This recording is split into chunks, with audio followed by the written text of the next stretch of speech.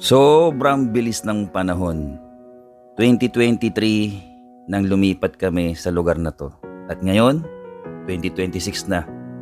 At ako medyo kinakabahan dahil pagtapos ng New Year, malapit na rin ang aking kaarawan.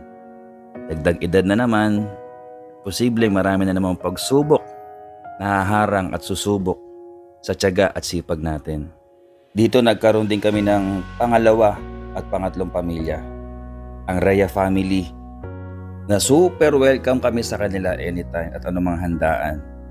At ang Delguera family, na welcome din kami always at paboritong bilihan namin tindahan lagi. Dalawang magkaibang istorya ng pamilya na hinahangaan namin sa lugar na to. Dahil sa tindi ng istorya na ikwento nila sa amin sa pinagdaanan nila, hindi sila bumigay sa isa't isa hanggang sa nataguyod nila na maayos yung kanilang mga anak sa sariling sikap at pagtutulungan bilang mag-asawa. Kaya sobrang thankful kami na nakilala namin sila. At syempre sa lahat ng taga-suporta po namin dito sa Cinemaps, maraming salamat po dahil 2026 na nandiyan pa rin kayo para sumuporta sa amin. Kahit wala kaming binibigyan na kahit ano, nandiyan pa rin po kayo at nakasuporta. Lagi po namin kayong kasama sa dasal namin. Naway pare-pareha sana tayo ng dasal at araw-araw tayo manalangin sa kapayapaan. At habang tumatanda ako, nare-realize ko, walang ibang pinakamasaya na makapagpasaya talaga sa isang tao, kundi yung kapayapaan sa isip at puso. Kaya sa lahat ng tao, nakaalitang ko, pinakainisan ako, or galit sa akin hanggang ngayon, kasama kayo lagi sa dasal ko. Naway sana dumating yung panahon na sabay-sabay tayong pare-pare sa nanghiling sa Diyos para makamit pa rin natin yung kapayapaan. At sana sa susunod na taon, tayo ulit ang magkakasama. Kaya Happy New Year po sa lahat. Stay safe and healthy. Saludo po sa mga taong hindi nasira at hindi nasilaw sa illegal na gawain para lang magkaroon.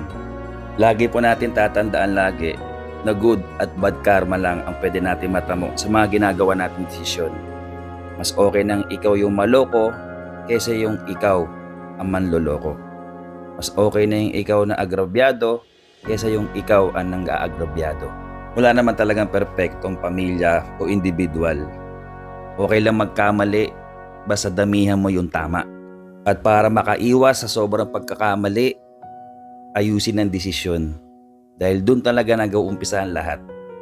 Pag alam mong maganda, mabilisan, pero malaki ang negatibong kapalit, huwag mo na subukan. Di baling mahirap minsan at matagal abutin ng pangarap. Ang importante, wala kang sasagasaan at walang tao mapapahamak na ikaw yung magiging dahilan. Okay lang hindi matalino. Basta importante, disiplinado. Dahil ang tao disiplinado, tinatalo ang sobrang madaming matalino. Lalo na pag ang mga matatalino ay walang disiplina sa kapwa-tao. At ang isa sa pinakahigit sa lahat ay yung magandang asal sa kapwa.